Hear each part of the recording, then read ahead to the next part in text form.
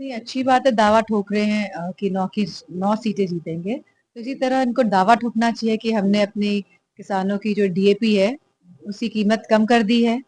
आसानी से हमारे किसान भाइयों को आज डीएपी मिल रही है और इसी के साथ उनको दावा ठोकना चाहिए कि हमने इतनी सरकारी नौकरियां बच्चों को दी हैं। तो इस तरह के कई दावे उनको ठोकने चाहिए, लेकिन इस तरह के दावे नहीं ठोक पाएंगे क्योंकि भाजपा सरकार के कार्यकाल में कोई कार्य ही नहीं हुआ है, अगर हम देखें सही मायनों में। और जिस तरह प्रदेश को आगे बढ़ना चाहिए था, प्रगतिशील बनना चाहिए था, उस तरह वो नहीं बन पाया है।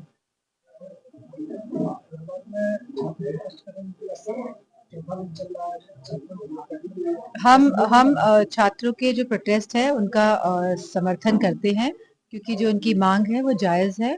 और लगातार बीजेपी की सरकार और पूरा शासन प्रशासन और स्पेशली सरकार, चाहे वो छात्र हों, चाहे वो हमारे शिक्षक भाई और बहन हों, लगातार इस तरह की कार्रवाई होनी चाहिए थी। जिस तरह की शासन के द्वारा, प्रशासन के द्वारा सरकार को जिस तरह के फैसले लेने चाहिए थे, सरकार हमेशा अपनी आंख बंद करके बैठी हुई रहती है। जब जब सरकार को कोई फैसला लेना होता है, तब इसी तरह की प्रक्रिया लगातार सरकार की तरफ से दिखाई दे रही है।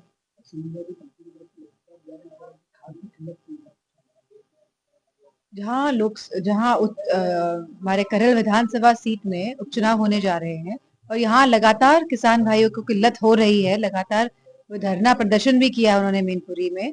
तो यह संज्ञान में सरकार बात ले और जो तकलीफ और जो भी दिक्कतें हमारे किसान भाई आज फेस कर रहे हैं, सामना कर रहे हैं, जिन दिक्कतों का, उसका हल निकालें।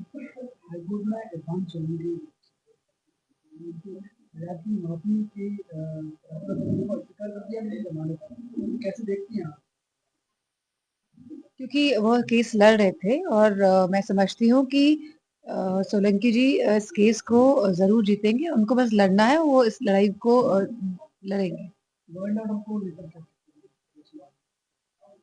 हम सभी देख रहे हैं कि लॉ एंड ऑर्डर की क्या स्थिति है गांव गांव में, जहाँ जमीन के कब्जे लगातार बढ़ रहे हैं, जहां एनसीआरबी के अगर आप आंकड़े निकालेंगे तो उत्तर प्रदेश में ही केवल महिलाओं के संग जघन्य अपराध लगातार बढ़ रहे हैं। एससी एसटी के साथ, दलित वर्ग के साथ, हमारे पिछड़े वर्ग के साथ और अल्पसंख्यकों के साथ भी लगातार जो अपराध के मामले बढ़ते जा रहे हैं। और एक तरीके से हर हर कोई इस उत्तर प्रदेश में जिस तरह अपराध बढ़ रहे हैं, इसको देख रहा है और समझ भी रहा है।